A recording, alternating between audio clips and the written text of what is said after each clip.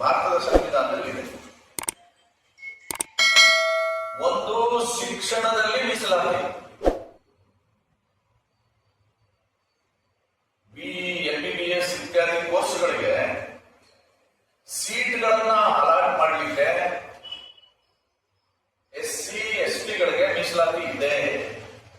ಅದನ್ನ ಕೊಡಮಾಡಿರ್ತಕ್ಕಂಥದ್ದು ಸಂವಿಧಾನದ ಅನುಚ್ಛೇದ 15(4). ಎರಡನೇದು, ಉದ್ಯೋಗದಲ್ಲಿ, ಸಾರ್ವಜನಿಕ ಉದ್ಯೋಗದಲ್ಲಿ ಮೀಸಲಾತಿ. ಇದು SC ST OBC ಗಳಿಗೆ ಸಂವಿಧಾನದ ಅನುಚ್ಛೇದ 16(4) ಕೊಟ್ಟಿರ್ತಕ್ಕಂಥ ಮೀಸಲಾತಿ. ಮೂರನೇದು, ಸಂವಿಧಾನದ ಅನುಚ್ಛೇದ 330. ಈ 330ರಲ್ಲಿ ಭಾರತದ ಲೋಕಸಭೆಗೆ ಮೀಸಲು ಕ್ಷೇತ್ರಗಳನ್ನ ನಿಗದಿಪಡಿಸತಕ್ಕಂಥ ಮೀಸಲಾತಿ. 332ರಲ್ಲಿ ರಾಜ್ಯಗಳ ವಿಧಾನಸಭೆಗಳಿಗೆ ನಿಗದಿಗೊಳಿಸಿರ್ತಕ್ಕಂಥ ಮೀಸಲಾತಿ. ರಾಜ್ಯ ವಿಧಾನಸಭೆಗಳಿಗೆ ಮೀಸಲಾತಿ ಅಂದ್ರೆ MLA ಕ್ಷೇತ್ರಗಳು, ರಿಸರ್ವ್ ಕಾನ್ಸ್ಟಿಟ್ಯೂನ್ಸಿ ಇದೆಯಲ್ಲ, MP ರಿಸರ್ವ್ ಕಾನ್ಸ್ಟಿಟ್ಯೂನ್ಸಿ ಇದೆಯಲ್ಲ, MP ರಿಸರ್ವ್ ಕಾನ್ಸ್ಟಿಟ್ಯೂನ್ಸಿಗೆ ಕೊಟ್ಟಿರ್ತಕ್ಕಂಥದ್ದು ಸಂವಿಧಾನದ ಅನುಚ್ಛೇದ 330. ವಿಧಾನಸಭೆಗೆ ಅಂದ್ರೆ MLA ಕ್ಷೇತ್ರಗಳಿಗೆ ರಿಸರ್ವೇಶನ್ ಕೊಟ್ಟಿರ್ತಕ್ಕಂಥದ್ದು 332. ರಾಹುಲ್ ಗಾಂಧಿ ಅವರ ಅವಿವೇಕ ಅಂತ ನಾನು ಯಾಕೆ ಕರಿತೀನಿ ಅಂತಂದ್ರೆ, ಅನುಚ್ಛೇದ 15(4), 16(4) ಶಾಶ್ವತವಾದಂತ ಮೀಸಲಾತಿ. ಯಾವ ಕಾಲಘಟ್ಟದಲ್ಲೂ ನೀವು ಅದನ್ನ ಬದಲಾವಣೆ ಮಾಡಕ್ಕಾಗಲ್ಲ.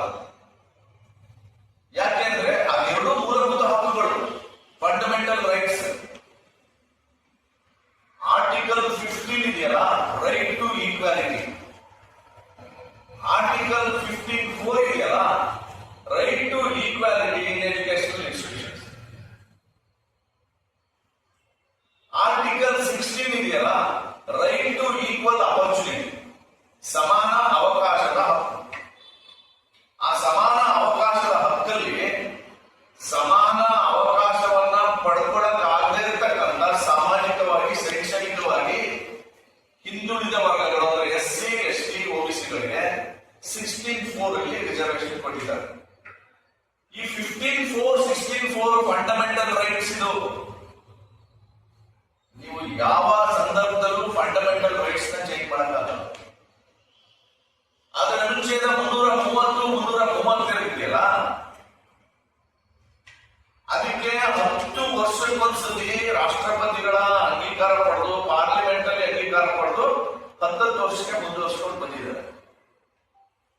ನಾಳೆ ರಾಹುಲ್ ಗಾಂಧಿ ಅವರು ಕಾಂಗ್ರೆಸ್ ಪಕ್ಷ ಅಧಿಕಾರಕ್ಕೆ ಬಂದು ಇದನ್ನ ರದ್ದು ಮಾಡಬಹುದೇನೋ. ಆದ್ರೆ ಆರ್ಟಿಕಲ್ 15(4), 16(4) ರಾಹುಲ್ ಗಾಂಧಿ ಅಲ್ಲ, ಅವರ ತಾತ ನೆಹರು ಇದ್ದಾರಲ್ಲ, ಅವ್ರು ಬಂದ್ರು ರದ್ದು ಮಾಡಕ್ಕಾಗಲ್ಲ. ಆ ಕಾರಣಕ್ಕೆ ನಾನು ಹೇಳ್ತಾ ಇದ್ದೀನಿ, ಇದು ಅವಿವೇಕಿತನದ ಹೇಳಿಕೆ.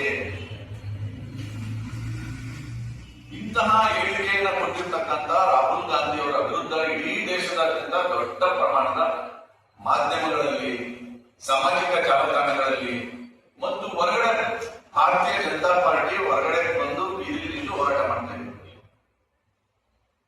ನಾಳೆ ಚಾಮರಾಜನಗರದಲ್ಲಿ ಭಾರತೀಯ Janata party SC Morcha, ST Morcha, OBC Morcha